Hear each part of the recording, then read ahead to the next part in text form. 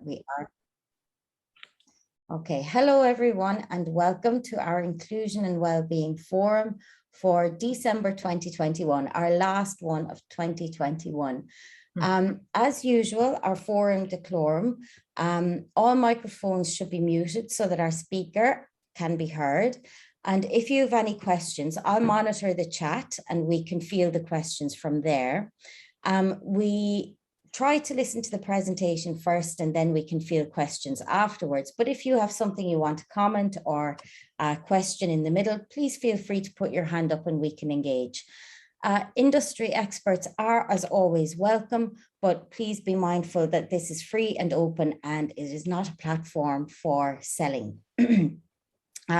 We cannot discuss individual cases, but if you have questions about the characteristics of an individual case, we can speak about that, but please don't name names or schools.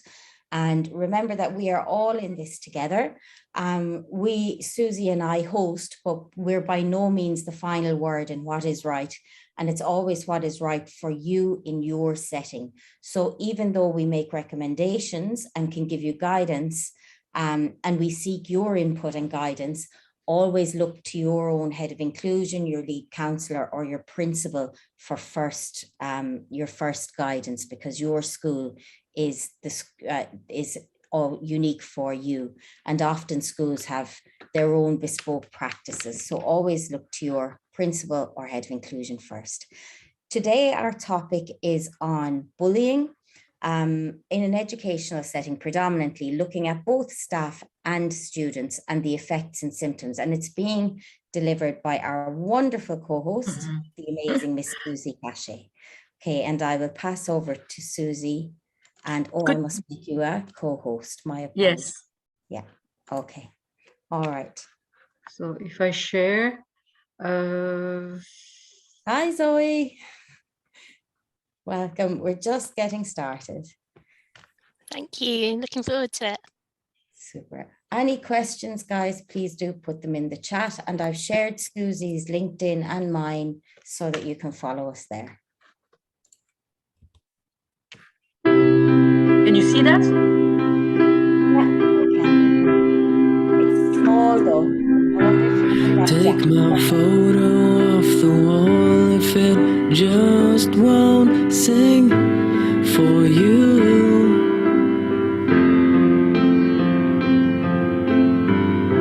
'Cause all that's left is gone away and there's nothing there for you to prove. Oh, look what you've done. You've made a fool of everyone. Oh, well, it seemed like such fun until you lose what you had won.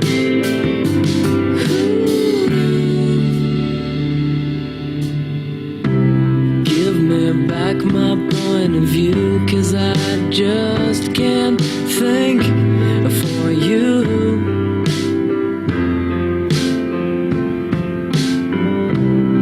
I can hardly hear you say, what should I do? Well, you choose. Oh, look what you've done. You've made a fool of everyone. Oh, well, it seems like such fun until you lose what you had won. Oh, look what you've done. You've made a fool of everyone. A fool of everyone. A fool of everyone. Take my photo off the wall if it just won't sing for you.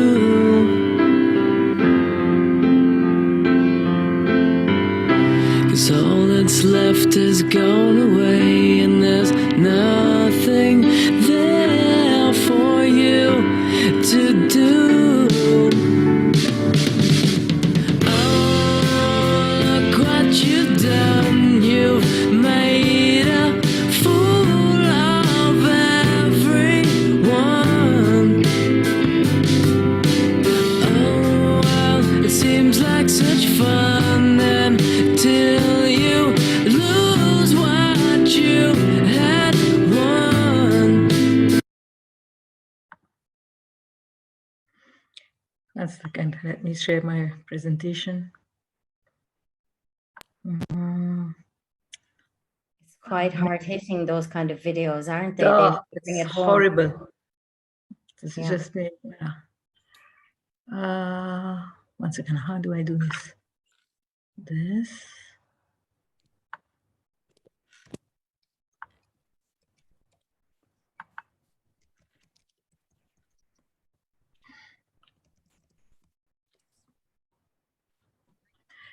Can you see this, Catherine? Yes, we can. Perhaps perfect. if you go to play slideshow, so it will be full screen. How do I do that? So that is on slideshow up at the top, and I'm trying to click it myself with my own mouse. Yeah. Yeah. And then from beginning. There you go. Oh, I learned something new. Okay, great. Okay, thank you very much for being here today. I believe that I thought that talking about this topic today would be very interesting and important because since COVID hit and the students are back in school, they are really, really compromised. Their mental health is very compromised, and many of them are really struggling to fit in again, and they are really not knowing really what to do. So I thought that speaking about the effect of the impact of bullying would be more interesting because we have had enough sessions about what's bullying, how to identify them, and the symptoms and all whatnot. So so we know that the children who bullies the others have been themselves been bullied in the past, and they may have also compromised mental health themselves. So people do recognize that bullies are more likely to present more externalized disorders, more physical, more aggressive than internalized, like we speak about depression or depressive conduct disorder. Also, what we are now seeing that most of the female inpatient with a history of bullying are in more than a threshold risk of suicide. And it is true. I don't know in your schools, but I represent a group of schools, and it is really, really something that we see across students saying, I wish they would not use the word per se suicide. Some of them, yes, but you know, it's something that we cannot as counselor use it. But they do say, I wish I would not be here anymore. It's so hard to be here.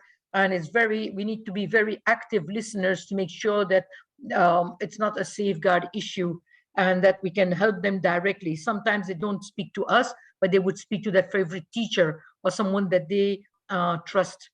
So it is very much important to find that link between the bullying who is victimized and the one who is doing it to others, because there are some people who are all the time playing the victim, but actually it's not only that. They have definitely experienced in the past, and they have also engaged themselves in some kind of bully behavior. But the how do you say that? How can we say the numbers of bully is much more higher than the numbers of the victims.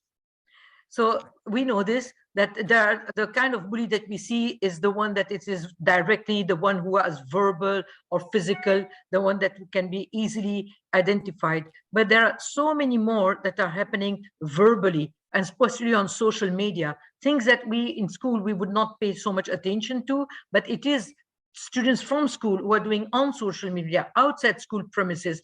How do we act on that? So it's not something that we can ignore because it is compromising the child.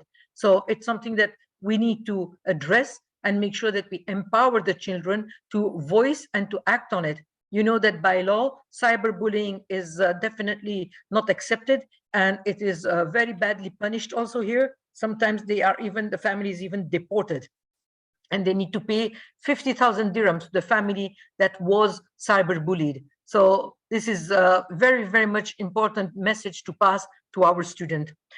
We see that it has been found that in adolescent too, now the number of bullies is really increasing, and even more than in the past years. I don't know if it's something to do that they have been contained at home, or they need to find their true selves, and they're afraid that if I don't toughen up a little bit or act out, people will not see me. And we see that those who have been victims are highly on the level of mental health issues, quite a lot of depressed and school avoidance behavior, leading to school phobia. So the long-term effect of the bullying for the victim is chronic depression. This is something that we see. It's very difficult, and you have to understand that when you have a child on this level, is definitely seen by a psychiatrist as well as a psychologist. So there is a increased risk of suicide or plans or suicide ideation, I would say, a lot of anxiety. They have post-traumatic stress disorder. They will have general health issues, heart palpitation or sweaty hands or things like that. They will even become psychosomatic. They have destructive behavior, could be self-harming, could be anything else, degrading themselves or dirtying themselves, drawing on themselves or things like that, just looking untidy. They will have substance abuse or difficulty establishing any kind of relationship with friends or with peers, or the trust issue becomes very, very big. So these are the signs that we really don't need to, we cannot ignore. Same you will see in teachers. Please, whatever I'm saying here, it also applies to our colleagues. We have colleagues who are really, really compromised, who feel bullied by the amount of work or by superiors. There is all the orders, or the way the language is used, and they don't know how to act. They feel alone. They don't know if they should share with someone because they're afraid of being exposed and losing their jobs. So the long term of the bullying for the bully, if he doesn't have a proper treatment, he will continue to do so in adulthood. And I'm sure that around yourself, you will find one or two people that would say, oh, no wonder, I understand that better. They will have risk of abuse in their family. So that means their spouse or their child. They will have antisocial behavior. They will be prone to substance abuse, and they will be having difficulties with employment or education too. We know that by the age of 13, by preteen, teen, this is the time where it starts coming a lot out. And as we say, the victim of bullying during middle school were over 2 times more likely reported through self-harming. And that's so true. It's really happening there. Now, also by school avoidance. So we need to really question the absenteeism, call home, ask the parents, is it a cold? Is it this? Is it that? And if there is a pattern, to check and to find out if there is not an underlying reason. We found that there was a group of people who were really, how do you say, it was peer pressure more than anything else, and they just couldn't deal with it. So they were on regular basis, on typical days. And that's what we also found, that it was always on a Tuesday and a Thursday that these children were absent. So by digging into it, we were able to find out, address it, talk about it, speak with the parents, and make the children come back slowly back, a few hours and then full days. So the several prospective studies, also shows that the bullying and the bullying victim were found to be higher in suicide ideation and in suicide injury. So this is also something to really take into account. If you speak to the psychiatrists today, they themselves, as you know, they're overwhelmed and they don't have enough time to see our children. There's a long waiting list, more and more in the community. So, and they are saying that this is they have seen a spike in this, and a lot of psychosis, also psychosis with hallucination, auditory hallucination, visual hallucination. And the visual one, especially for a child who is a victim of this, will have thoughts like around find a chord, find something, do this, do that, and there is no need for you to be here and continue to suffer. So it's as if he is hearing voices telling him to end his life. And if you have a good rapport with your student, well, they will often tell you that this is what they see. Another thing that we have is also depression in these children, and the level of depression has really spiked also. Now, of course, there is mood swings that we need to look at, and we need to see if it's the beginning of a depression, or is it a severe depression? This is not and how can we identify depression? You know, it's not something that every teacher is also able to do. So we just need to make sure that we do some checks, like neglection, like the way they present, how they talk to others, are they interacting, what are they eating? All kind of those signs will already tell you how the child is doing, besides the academic, and how are they seeing themselves. So it's really important to find out this, and then right away, not to think that we can work with those children only in school, but to start working as a team with an external agency. So the thing that we see here, whoa, I don't know how to minimize this. My top bar, I would like to go back. If you click the back arrow on your the keypad, click the back arrow, and it should bring you back. Or if not you happening. Arrow down to the bottom left hand of your screen, it should bring you, highlight a little back button, bottom left of your screen. Bottom left.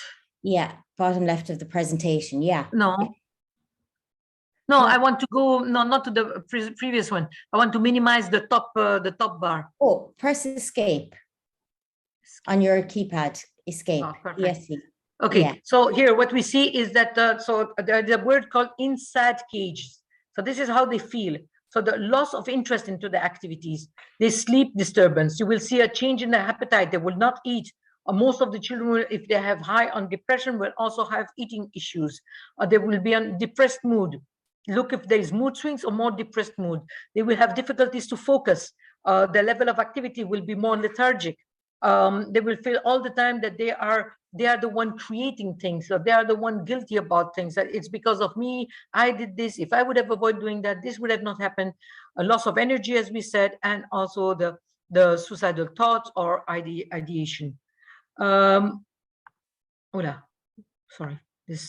So depression is quite common, and we know that this is also, they will be withdrawn from their family. So we have to see it's not only happening in school, but you can see that the signs are also happening at home. So you will see things like they are not participating in family life. They want to be studying at night when nobody is there. There will be very little activities that they enjoy. They will not care about their grades. They don't care about how they are seen. And they will also start having some behavioral issues. But in a way, I would say good that they have behavioral issues, because if they wouldn't have that, it will go completely silent, and that would be even worse. So because they are acting out, at least we are able to identify that there is an issue. So as we saw, so I'm not going to spend much time on this, but we see that there is a good link between depression and bullying. So when we speak about depression, one of the things that is very important to check is the relationship with peers, with family members, and with themselves also. How do they see themselves? So in we have seen lately, the numbers are not completely correct now. I should have reviewed this, but this is what is showing, that there is a big spike in the numbers of depression in our students today. And one of the main reasons, and when we speak about bullying is not only happening from their peers. When we see, it can be from teachers, it can also be from parents. Most of the children, when they came back or when they were on distant learning, they would say that they felt bullied by their own parents, belittled, or think that they were good at nothing, that when they would, that they are not interested in anything, and helping. It was not helping to work all in a closed environment. They were not used to that, so the parents would never see how much a child was working or not, and always demanding for being the best of the class and bringing A stars and things like that. And that's also a kind of really pressure. We have had as outcome quite a lot of students who have become perfectionists, and they are not happy with themselves. And now that they're back in school, and where we are able to show that perfectionism is not really a good sign, but on the opposite, because it's taking them away from others, they start to realize, and they are really struggling, and they don't know how to change that, because they are afraid of, again, going home and disappointing parents. So it also shows that there is a lot of emotions in this emotional problem, anxiety issues in the students who are not only the victims of bullying. There's a huge number of anxiety that has increased. Now, anxiety can be afraid of being different, afraid of being accepted, afraid of being part of. They all need to be, and if you see today, they don't mind doing crazy stuff just to be part of a group. Like they would go vaping, they would go bringing things in school, unauthorized things in school, and they don't care. They say, well, worst to worst, I'll have a detention. But they don't see, and for them, belonging to a group is more important than thinking of the outcome of their actions. So we really need to spend time on our behavior policies, on our, suspension and all that, explain them the outcome, so that sometimes, they would start thinking before they act, because they have really stopped thinking lately. The onset on the repetitive depressive disorder is also measured with the losses and the abuse that has been going, and that the frustration that they have also from the traumatic event. They are afraid of the violence, they're afraid of not being able to respond to that violence, and mainly afraid to seek help. They don't know if there would be someone there to really look after them, or who is going to, because they don't want to be looked at snitch. This is a word that you will hear a lot today from teen to teen, or even in higher primary. And it's not about snitching, it's just about keeping you safe, but they are afraid of voicing it. And this is why I'm saying that if you see that the behavior of a person that you know well has changed, well, that's really much a moment to take the child separately and to talk outside, one-to-one, alone, not in front of. Because you will see a change in their self-esteem, a change in their self-value, a change in their confidence. They will not dare to take part anymore. They will not be able to raising their hands or things like that, because they are afraid of being judged all the time. So this is quite scary. The thing that you will also see, that there will be the social stress that goes also a kind of, how can we say, as I said before, the belonging is very important. And today it's so true that they don't care so much about how well they do, as much as they are accepted. So they will not try to look different. They will try to do as similar as possible. I don't know if you see that, but there is a lot of people talking about LGBTQ plus, queer, and all these pronoun things that they want to change and all. So and when you see the child alone, you don't see those signs in them. But it's just because they're afraid of being seen differently, that they just want to be like the others, and they want to fight for a certain cause, but it's not most of the time theirs. And they don't know how to manage that. They would put themselves in how do you say, they will compromise on what they believe and the values that they have. They will go for drinking, or they would go for any substance abuse, just to make sure that, you see, I dare. There's a lot of dares happening also, just to be seen as someone that, also just to quiet the bully. They will just show that I dare more than you. So, just leave me alone. Another thing that you would see is that we have spoken about these depressions. We have also seen, what we see now, and I don't know if you have seen that in your school, but we do have a lot of our colleagues who have recently been victimized or been product of bullying, and they needed to reach out. Unfortunately, we know that the support in Dubai is quite expensive, and teachers are not always able to afford that kind of support. So I would suggest, if you can, to have as a school counselor that support in your own school, because it is really important that they feel understood, because you will see that their input in their work will be much less. They will be neglecting, they will not be, they will be missing classes, they will come late to their own classes, work will not be done, they'll become more and more, this going down, down, down, down. It's sometimes difficult for a colleague to open up. They may not want to open up completely, but what is good to do with them is to ask at least, is the problem in school or is the problem at home?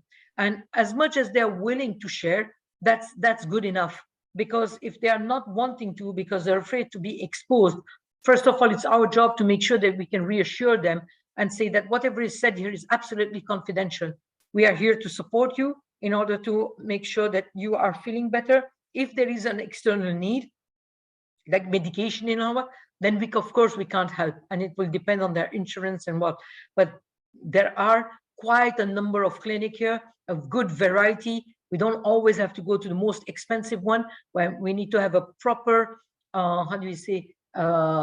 list of agents, external agents, that we can send all kind of people, because not everybody can afford this external support. And at the same time, it's not because they go for external support that it's only going to help them, but also to minimize the problem in the school, so that they can feel helped, they believe, they can feel, supported, guided, and that we want the betterment of theirs. And also just to speak also with the bully or whoever it is, a teacher, a colleague, and say things can be said differently. The outcome, you want this outcome, that's fine, but that we also need to see not everybody is able to work at the same level. We know that we as teachers, with the past 2 years, it has been such a huge demand on us when we were in the hybrid system. It's only now that the teachers have been paying the price. So it's really, really something that we need to be very careful. We know that some SLT members have been very on edge, and they say, but I've told you 3 times, what part of my English that you don't understand, or things like that. They forget that sometimes the language they use, it's condensing and rude, but there must be someone who can at least be there. And if someone is from the SLT itself, good. And if not, we as counselors, just to say, well, there are different ways to address that person is not in a good place. Would it be possible to rephrase the demand, give extra time? There's always possibility to find a solution. Because if we have anxiety, depression, and with some substance abuse, it's going to be very difficult for that colleague to come out, come daily to work. So that would be really difficult. Now, the other thing that we also see in our children is that they feel helpless. They don't know how to ask for help. So they just feel that, I had a child, he thought that coming from Philippines, it's normal, as most of the working class here was from there, is from there. So they thought it's normal that I'm picked on. And he has allowed a full year that to happen. When we would come in sessions, he would not open his mouth, because for him it was just normal that that he is supposed to feel this way, that it's normal that people look down on him and all. And if you look at him today, he can look up, he's feeling more confident, he is sending people away. He says, I'm sorry, I don't have anything in common with you. I don't know why you would want to be friends with me. He has learned to stand up a little bit for himself. But if someone shouts, he shuts down, and he's not able to, to recompose himself so fast. He will really need a full lesson time to really break down what he could do, role play it, and then do it. So it's not always easy. Some people can find answers directly. Others will just say, well, there's nobody for me to help. Also, just see if your child is, you already know, and he's been in your school for a long time, or they are new. Because if they are new, they have less knowledge of where to look for help. And even if you have posters, or you have things that are very clear, if you need help, it can be anonymous, you can write here or there. Many children will not be able to just do that first step. And this is why, again, it's the way you see them. If you see a decline in their ways of presenting themselves, then you would know that, okay, something's going on. We may not always believe that it is an impact of the bullying, but there will be something. It can also be sometimes, as we spoke about teachers, the way they give the papers back or said, oh, I thought you were more clever than this. Or, you know, that little comment in front of others. This is the last thing our children want now. They do not want to have any comment from any teacher in front of the class. That would not be, that's not professional. I feel that anyways, if it would happen to us, we would not like also. So it's always good to talk to the child individually, and you will have a much better response, and you will avoid, how do you say, pushing the wrong buttons on that child who is already suffering. We know all about the cyberbullying. One of the things that is very, it's something that happens at any time, something that can happen in how do you say, in hiding.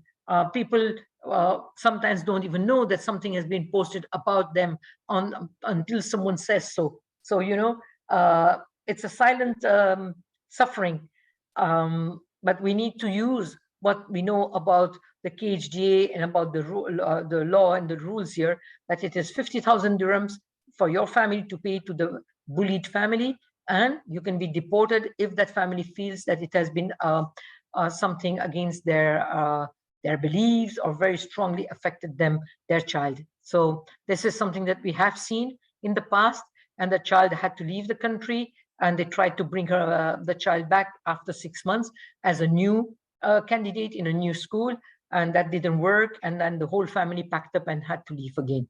So we need to really speak about this. So we know that about the cyberbullying, it's becoming that they're becoming withdrawn, the self-esteem is affected, they will not speak about their feelings, they will come, look down, they will be very withdrawn, they will never dare asking a question in the class, they will have relationship issues, they will not have good grades, there will be some more absentees, they may sometimes exhibit behavior issues that they will lash out like a volcano, or on the opposite, become like selective mutist. So selective mutist is sometimes we think that it's something to do only with the SEND department, but no, it can also be overlapping with us as counselors. So it's good to know that sometimes the people prefer not to speak in school anymore because they don't have anything in common. In the past, I had a child who was from Bangladesh, and it was the beginning of all the PlayStations. Both parents were working to offer him a good education, and they were living all in a 2-bedroom flat. That's it. And they said that we had the minimal in the house. I have nothing to invite my peers to at my home, and I wouldn't want them to make fun of me or my parents. So I prefer not to speak in school and not to engage, so that I'm on myself, and I don't mind being seen as a loner than to make my parents suffer, who are working already so hard to give me an education. And he would talk with me and with one of the teachers, that's it.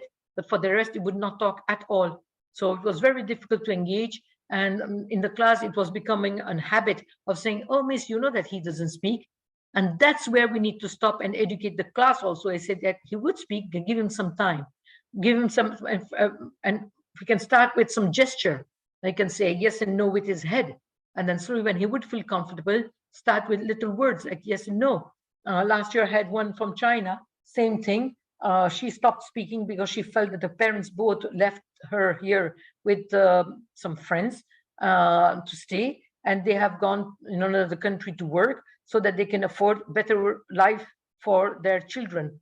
And she just felt rejected by her parents, so she stopped talking completely, and she completely withdrawn, not eating anymore, not talking with her welcoming family, not talking in school.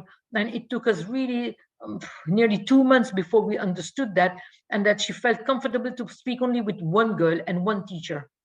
Now this year was different because more people came. She felt more comfortable to speak after a full month in school, to slowly start and venture herself with two more girls. So she has now three girls that she speaks to, and 5 teachers.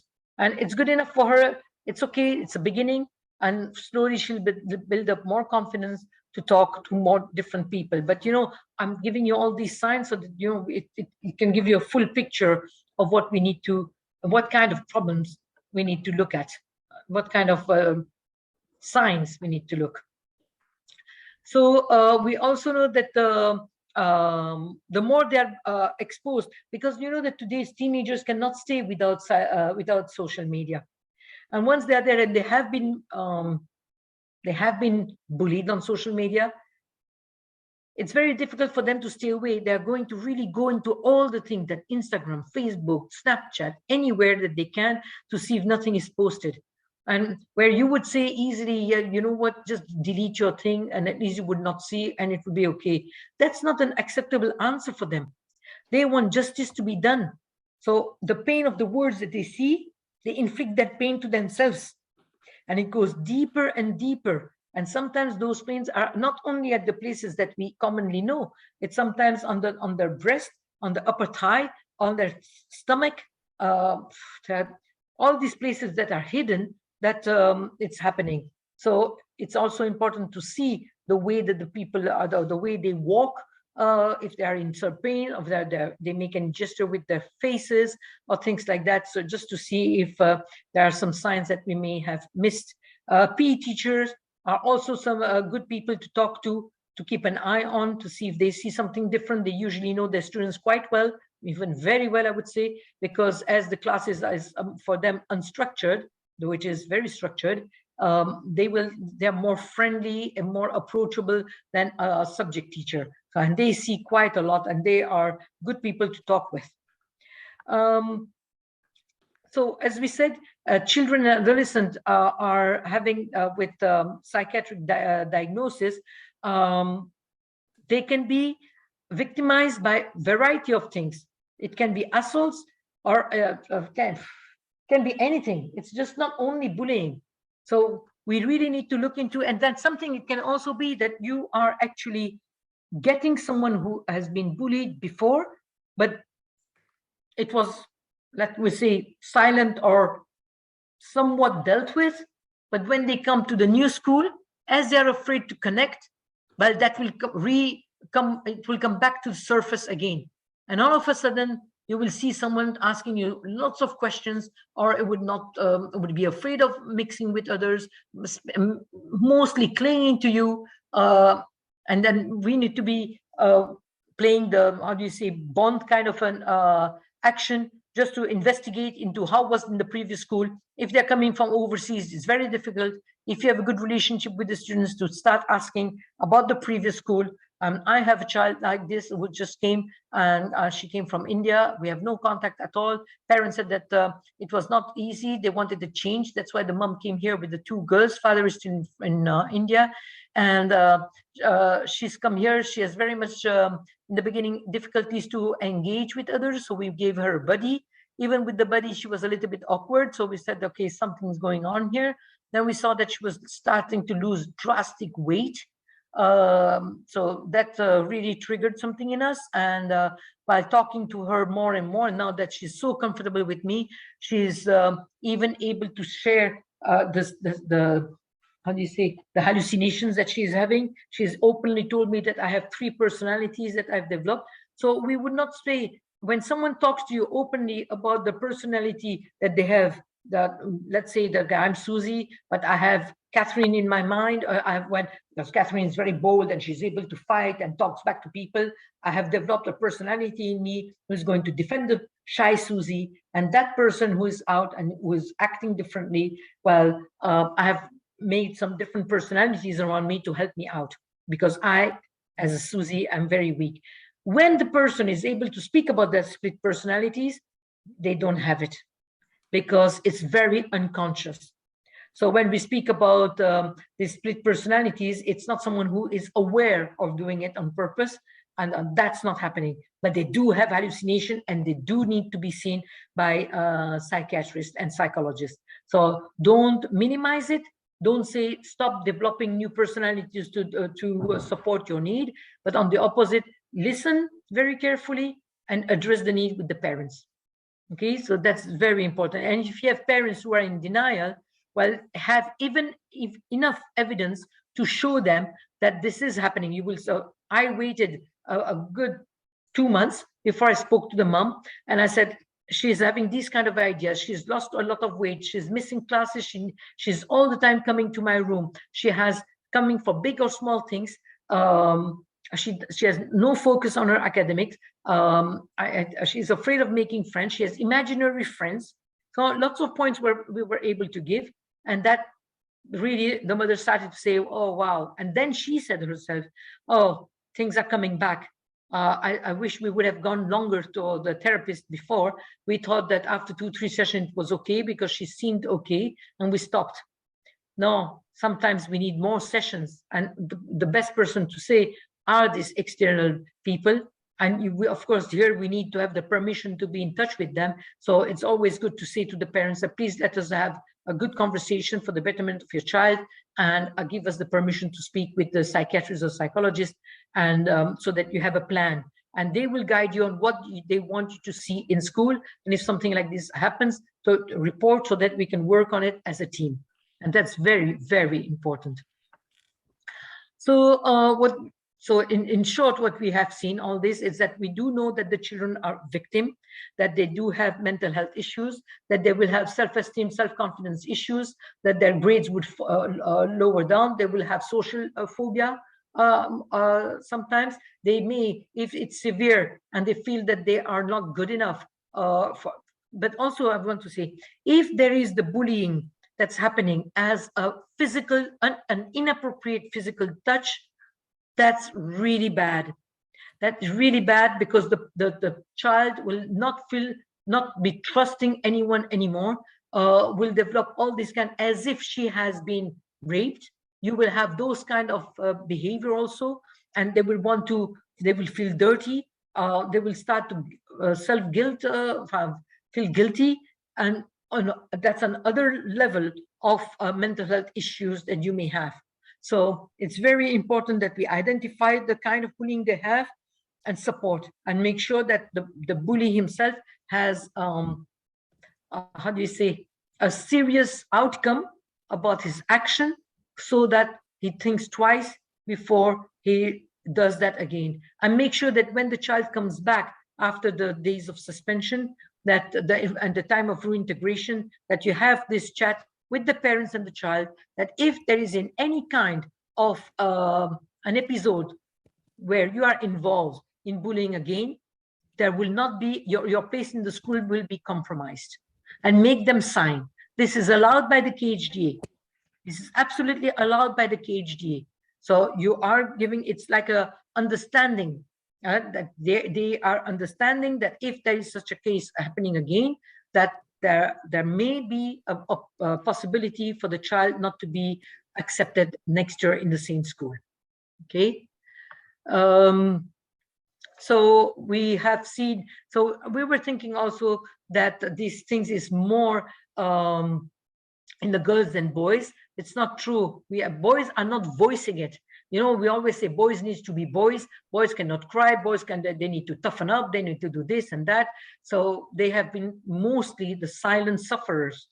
But it's now that they are sitting in their board exam time. I've seen that the past 2 years, and I do use an assessment that really helps me. I've screened my whole year 11 and my whole year 12, the newcomers in year 12 and in 13, with this assessment called Arcade. You need to be a clinical psychologist to use that.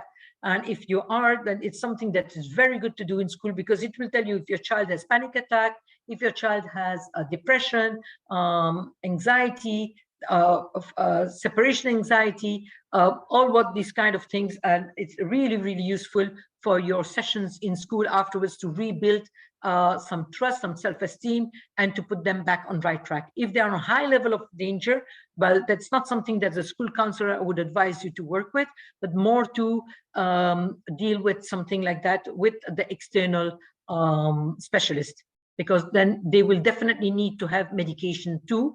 And then we would use more of a CBT approach, because it's more suitable when we change the thought, the behavior and the feeling to change too. So CBT is more suitable for this kind of intervention. We have seen this, we have spoken about this several times, so I'm not going to spend time on this. We have said also that, if it is not cured in youth, it's something that you will see that as a young adult, say 19, 20, 21, and that will stay for the rest of their adulthood. So please, please, please, there will be people who cannot hold their jobs. They will be mostly down. They will have a lot of mood swings. They will not be able to be a team member. They will not be able to respect the deadlines or work within some different times and all.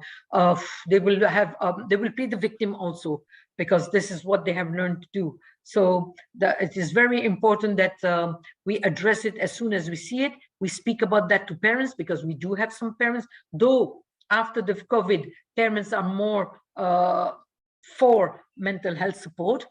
We do have some parents who have stigma around it, and we just need to explain to the parents that on long term, what can be the effect of an untreated cause like this? What kind of life this child would have? Okay, so there are lots of things that we can do, and we need to, and we all know that it's not something that can go unpunitive. So we need to put some sanctions there. If the family of the one who's bullied want to have then contact, so we don't do that. You make sure that you as a school have dealt with both sides, and you just count both parents by saying that we have dealt according to the rules of the KHGA, and that's it. You do not need to explain what was the outcome, nothing such. So I will tell you a case of a child that I had where she said, that's something that happened 2 years ago, that a child has, they were talking and they went into a kind of an argument, and they pushed each other, but the boy, when he pushed, he didn't look, and he just pushed on the breast. That girl felt so, she felt raped, and since that moment, she's gone into really something very strong. As COVID started, there was distant learning, so parents didn't brought it up. They just mentioned, but nothing, because nothing was done. We spoke with the other family. He was not allowed to do certain things with us, but that was the punishment that we could give when we were all on distant learning. The child came back, but the bully didn't. She just came back this year, made a big story out of it. That happened 2 years ago. The father very much on it. So I, as a counselor, asked, this story was not told to me. It was just told to me this year. They took it higher up. So everybody in the group was involved. So they brought it back down. Then it came to my level. And I just asked, as a parent, what have you done? Have you sought help outside? I don't know about your child, but I will not leave her without seeing her. Definitely I will. I will give some counseling session for sure, but I need to know, what have you done? They had not done anything. The girl had just taken advantage of something that nobody has seen. We have checked our camera. There is no proof of anything. It was her word against the boy's word. And there was nothing such. So I informed the boy, this girl is coming back. Please stay away from her. Do not do anything, because the consequence will be severe. And this girl has taken advantage of that situation and played the victim, started to be a bully herself in the school. She went back and spoke with that boy. Thank God I had already briefed him. I said, just listen, don't say anything, and apologize if you want to, if that's the way she remembered the thing. And that's exactly what he said. So that was her closure. But then she went on doing other things and imagining things. So people that she was not getting along with, because it was a friendship issue, she went back to each and every one of them and making sure that they would be in trouble. But we didn't see why we needed to put them in trouble. So I again contacted the parents, and I said, well, she has had 8 sessions with me. It seems that her problem is still persisting as what you are saying. I would strongly advise you to seek help outside. I'm giving you some numbers. All these people are fantastic. Once you have made contact with them, please allow them to get in touch with me so that we can work as a team with them. Never heard of them again. She's back in school. She seems happy. So, we need to be very careful how we deal with this thing. We cannot just go by hearsay, because when it comes to money, that's where the parents stop. That's where they say, maybe she's manipulative. And the father did use that word with me. It may be that she is exaggerating. It may be that she's manipulating to get things her way, because we are somewhat some strict parents. Those are parental words. So, it's very important we cover from all the sides. So So yes, we will contact the parent, we will speak with the child, we'll speak with the teachers, we will find out the issues, we will make sure that we have a clear picture. Before we act, make sure that you have a very clear picture. Do not act if you don't have so. And from all the sides, you just have all the facts ready. Then you call the children, speak with them, call the parents, and then take action. But till you don't have that, and if you have a strong feeling, like we had something like quite sexual that had happened, we did need to involve external, we didn't give a choice. That was in their contract of coming back, that the child will seek for external support in this view, because it's not something that as a school we can deal with. You know, we as counselor, even if we are clinicians, we cannot use our clinician skills in school because we are just counselors there. Yeah, we will help the family, we will help the child, of course, look at the siblings, how they are dealing with it, if they are okay with, or are they feeling compromised coming to school, help at all levels that we can think of. And after the child is doing somewhat better, please keep them on your check-ins. The check-ins, if you don't have time, you can ask your pastoral care to look into it, and they can do the check-ins on regular basis. Okay, so there are quite different kind of treatments that we can do. So yeah, we can, mindfulness is very good. Communication, we know. Keeping a journal is very good. Listen to music that you like. We can do some, yeah, of course, vitamin and all that we know. I like this thing that's called I Am. It's a very nice app. It's free for the beginning. It's really good, and it's empowering. So someone who has been bullied, I've given that app to quite a few of them. And Simple Habit, Breathe, I've given. Calm also, they do like that. So when they don't feel okay, they do use that in school and they feel much better. I give them a pass to go and see the school doctor and a pass to see me. And giving all these kind of techniques of relaxation, massaging their feet, telling the parents also about certain things that they could do. Sometimes a deep tissue massage that can help, because it really takes the toxin away from the body if the parents are willing to do those extra things. So they do understand that it's not only to the school to deal with these things. We do need to understand that the health is biological, physical, psychological, and social. It's not just one aspect of these, is the three of them together. So, and I would like to emphasize on one word here, psychosomatic. We do have a lot of children, especially small ones, who will have tummy pain, who will have like encopresia, that means not going to the toilet anymore, holding it in, and then they need to go to the doctors to have cleanups on regular basis. You have psoriasis, eczema, you will have some skin issues, things like that, on clinging from their eyes, or starting to have some kind of things like that, you know, some kind of tics, OCDs kind of issues, things like that. So, and that can all have a stem in bullying. Okay, so that's it. So I just want to say that we should help the people not to be bystanders, but upstanders, and stand up for themselves and stand up for the bullying that they have seen. If that's the message that we can pass along, well, you will see more and more people coming to you and say, I've seen this, can you please help? Okay, so that's it from my side. I hope you found this interesting. As counselors, I think that there is, it was important to show that how much our children who are bullying are actually developing a real mental health issue, and how we could really help them to reduce that as much as we can. Hi, thank you, Susie. Yeah, it was really interesting and quite terrifying as well. I think maybe 2 weeks ago, the UK released a paper around bullying, depression, and suicide. And I think it was 2 school-going aged children a week are committing suicide, that are known to commit suicide in the UK. And they suspect many more who are being attributed death of natural causes. It was a really terrifying paper. I put it on my LinkedIn at the time. And I think we're all seeing that. I know in the last 2 years, in the many different contexts I was working in, I've seen a huge spike in self-harm particularly in middle school girls. Like they're cutting all over the place. It's so common.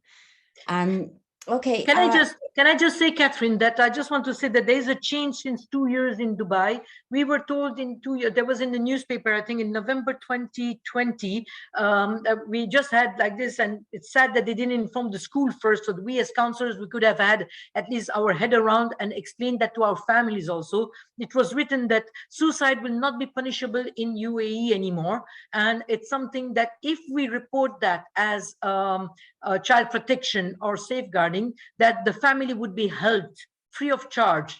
So it's something that, you know, we need to speak about that, and of course, when we speak about this in school, we cannot use the word suicide as we would do back home, but we need to say healthy lifestyle, or speak about words like keeping yourself safe.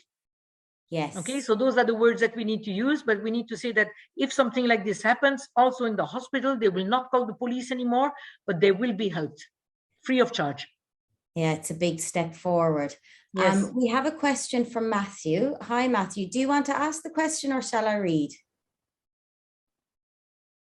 Okay, so yeah, Matthew, go ahead. I'll just turn on my camera as well. My previous school was a Cambridge school, and we had a separate bullying policy, which was nice to refer to because it kind of separated the behavior from it. And right now it's kind of unified at the school I'm at, but I just wondered what is the KHDA guidelines on the bullying policy at the schools? I don't know, I'm new here. So. Yeah, so I would advise you to have the bullying policy separate, cyberbullying policy, and then the behavioral. Yeah. You should have different policies. It will at some moment come together, but it needs to be very clearly said. And also one of the things, it's on your website, and parents are encouraged to read. We say that in the beginning of every year, and we know many parents don't. And we always say, please, have you read this? You know, it's like your bring your own device policies or your screen policies, all of that. So it's very, very important to put that in. All right, well, I'll pass that on. Thank you. Yeah, the KHDA definitely advised to separate your online policy from other policies, but there's no specific guidelines about bullying policies, but they do say definitely you have to have a cyber safety policy. Yes. And there's a list of policies that you should have on the website that are mandatory. The nice thing is that if it's a repeated patterns of behavior, you can refer to this bullying policy as a separate thing because that's all in there. It's grouped. Okay, the bully has adjusted their tactics, but these things continue to be a repeated cycle of behavior that we can identify. So. Yeah. Okay, guys, thank you all so much. Thank you so much, Susie, as always, really informative and really interesting. Our next forum is going to be, I think it's the 9th of December, or January, because the first Monday back is the 3rd. I think we'll all be probably a bit either busy or in recovery or rubbing our bellies after a holiday, I hope. It will be the 10th of January, and we will share information about that over the coming weeks. If anybody would like to be added to the newsletter, please pop me an email. I've put the email up here, forum@incluzun.com. And we're always looking for people to contribute. So if you've got a really good idea, please do let us know, and we can have it on the forum. We're all here to share. I hope everyone has a wonderful holiday and winter break. And for those of us who are working through, I hope you have some little time off. Thank you so much, Susie, and good evening, everybody. Have a nice evening. Bye. Take care, everyone. Thank you. Thanks, Zoe. Bye, guys. Bye.